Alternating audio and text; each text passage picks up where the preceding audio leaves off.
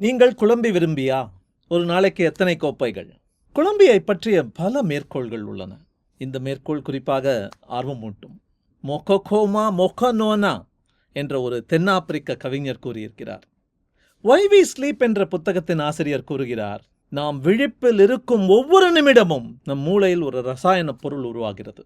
இது அடினோசைன் எனப்படும் தூக்க அழுத்தம் என்ற நிலையை உருவாக்குகிறது என்று நிபுணர்கள் கூறுகிறார்கள். இந்த சக்தி வாய்ந்த ரசாயனம் இரட்டை வேலை புரிகிறது.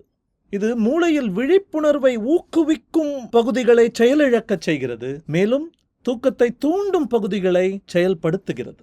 சுமார் 12 முதல் 16 மணி நேரம் விழிப்பில் இருந்த பின் அடினோசைன் மூளையில் உச்ச நிலையை அடைகிறது. தூங்கியாக வேண்டும் என்ற ஆவல் எதிர்க்க முடியாததாக மாறுகிறது. அப்போதுதான் நீங்கள் குழம்பியை நோக்கி குளம்படி வைக்கிறீர்கள், தூக்கத்தை தள்ளி போடலாம் என்ற ஒரு எண்ணத்தில் அல்லவா?